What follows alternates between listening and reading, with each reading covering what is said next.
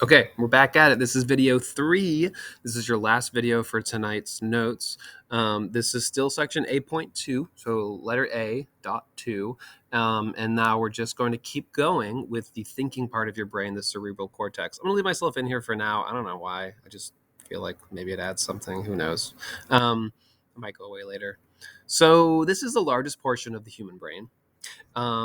And basically, here's your surface area coming up again. What we're actually technically looking at here is a flat tissue. Imagine this like hall pass I'm holding up here, flat tissue. And then that flat tissue folds into this sort of like groove, folding ridge stuff, kind of like that. So if you were to look at the actual cerebral cortex, it's actually this nice folded flat tissue, and you could stretch it out into this really great surface area, right? So that folding, of course, increases the surface area, which means we can have more neural connections and more thinking, and we can have better, critical thinking skills. And that is one of the things that, distinguishes the human brain from other non-human animals, which is that we have more of this cerebral cortex, and that's involved in higher order functioning. You should be able to consider some data like this. Don't freak out. It's not bad. What we're doing is we're plotting the brain size, the brain mass in grams against body mass. Now, why would we want to do that? Because we don't want to just look at brain size, because, of course, a whale is huge. So we want to compare the brain size to the body mass. And so what we see is like, okay, yeah, as you get bigger, you get a bigger brain, right? So if we look at the trend for a bigger animal, bigger brain, then we get all the way out here, and most of our non-human animals, they fall right along that trend line: bigger body, bigger brain. And now what we want to do is look at some of the anomalies, some of the animals that don't directly follow that trend line. So if you're below this trend line, you're not so sharp. And if you're above the trend line, theoretically, you ought to be a more intelligent animal because you have a bigger brain. Get out of here. Bigger brain compared to your overall body mass. Yeah? So a whale's just below the trend line, not so sharp. Elephants are pretty intelligent animals, and while they have huge bodies, they're pretty intelligent. Look at dolphins. Dolphins are super smart. H. sapiens, that's us. One of the biggest aberrations off of the trend line, so that's cool. Tyrannosaurus, not so sharp. Alligators, not so. In fact, we think of reptiles as being some of the simplest creatures. And so we have our goldfish here and our eels here, but there we go. So some of the smarter animals include crows and baboons and other primates, dolphins. Here we are. So if you plot, brain probably intelligent. If you're below that trend line, probably not. And that's the whole hypothesis here. So moving on to the structure of the cerebrum. We think of the cerebrum as being 4 distinct lobes, although there's a little bit of overlap, but there's sort of like an extra large fold between each of these areas called a fissure. And that fissure will divide the lobes from each other. Although you can see there's some areas where the parietal lobe and temporal lobe don't seem to clearly divide. And so there's a bit of overlap. But we think of the cerebrum as having 4 lobes, each lobe having different functions. And you need to know their names, and you need to be able to locate them, and you need to be able to label them. So make sure you have that ability before wrapping up this section. And now what we're going to do is we're going to focus in on some special features that might be found within each of these lobes that help you with things like communicating.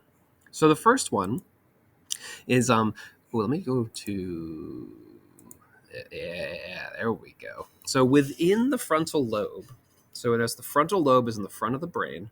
We call this the anterior portion of the brain. The frontal lobe has what we call the motor cortex. And oh, by the way, there's a lot more to this than what we're doing today. I'm focusing on what's in the syllabus. So these are the structures that IB wants you to know. Bear in mind, there's a lot more going on. So we're simplifying it a great deal. But to get through the exams, here's your need to know stuff. Anyway, in the frontal lobe, there's an area called the motor cortex, which involves your voluntary movements, thinking about drinking that glass of water.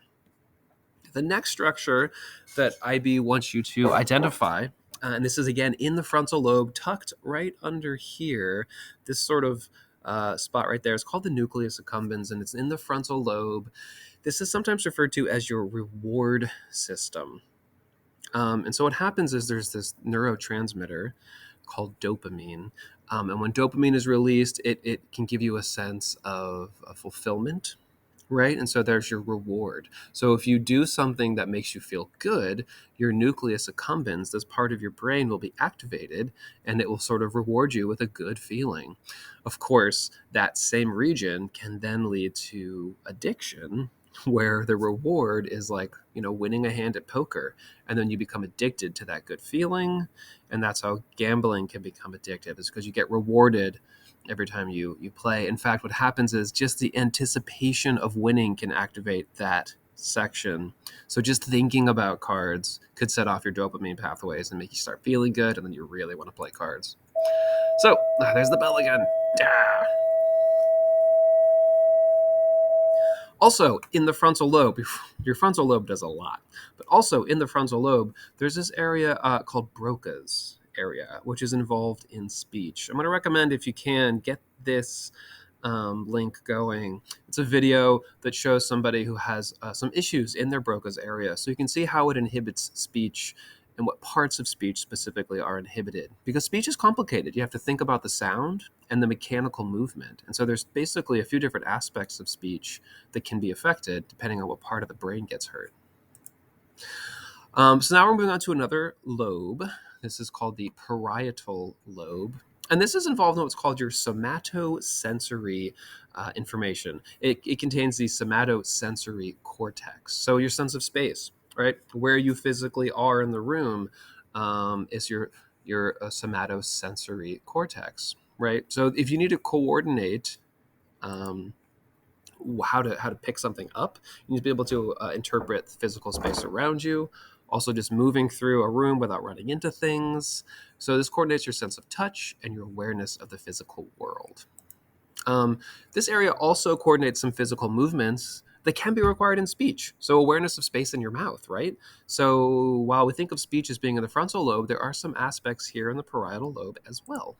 Okay, moving on. The temporal lobe, that has your primary auditory cortex, hearing sound, processing auditory input. That area, along with Broca's area, are the primary processing centers for speech. Short-term memories are also processed in the temporal lobe.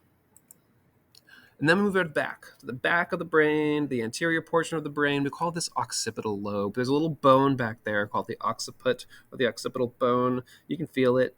And right inside, right behind that, there's your occipital lobe of the brain. That's where your primary visual cortex is. That feels a bit counterintuitive. Your eyes connect to the back of the brain.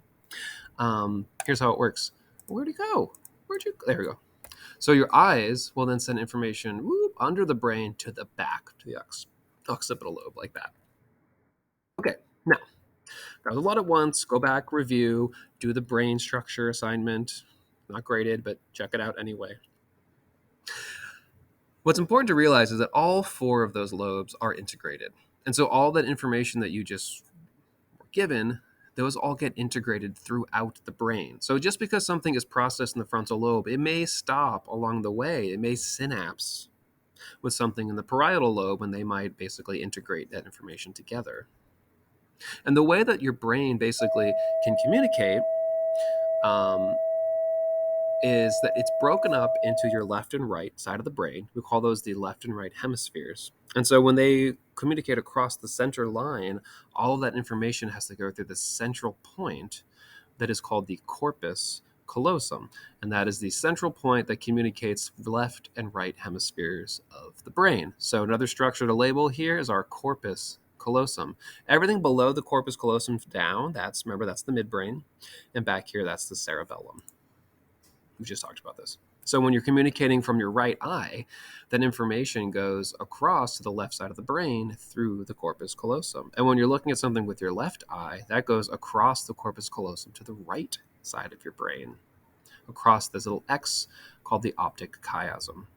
Now, what's interesting about this is if you were to hold up a mirror, right? So, for example, if the right side of your body is like you're missing a limb, if you hold up a mirror, you can basically trick your body into thinking that it's still there because it's processed by the opposite part of the brain. And that gets really interesting for physical therapy and stuff like that. Corpus callosum. Okay, so how do we study the structure of the brain? How do we know this? These are the big ones. Animal experimentation, mean, but you get a rat to think about something, and then you modify the brain, or it gets a little bit sad. Autopsies. You find a dead body, you look at the dead body, you mess with the brain. Brain lesions. So let's say somebody, so an autopsy happens and you find something on the brain, the person's history. You can tell if their behavior was changed, maybe because of some damage to the brain. And then perhaps the most ethical would be what's called MRI and fMRI. So this is a typical MRI. It's just a picture of the brain. It's a still image. And IB wants you to know the difference between MRI and fMRI. So let's take a look. MRI is still picture of the brain. You take a contrasting dye and you get an image of the brain. You go through the MRI machine. This is another MRI. So you can take them from different fields, looking at it like this, or like this, or like this. And you can basically get different images of the brain with an MRI. This is an fMRI, or what's called a functional MRI. So now what you can do is you can actually look with a special dye, you can look at what parts of the brain are being used. So the person's awake for this. You give them the dye. And what happens is as the brain is used, basically it has to move water in the blood to get that part of the brain to function properly. And that causes it to sort of add more of that dye through the vascular system. So that dye moves through this area more quickly if that part of the brain is being used. So you take a picture, but the dye is going to light up. And you can actually get a video of this too, which is really nice. So you give somebody a task like, hey, talk to me about your grandma, and you see what part of their brain lights up. Or you say, hey, let's play cards. And then the nucleus accumbens lights up. And you can say, oh, well, that must be the part of the brain involved in risk or reward. And so these are some pictures of different parts of the brain lighting up based on what the fMRI is showing. All right, that's what I have for this video. I'm going to end it here. A lot going on. Go back and review. Make sure that you have the notes you need. Come to class prepared for questions, and we're going to dig a little bit deeper into some of the applications in the classroom. Okay, see you soon. Have a good weekend.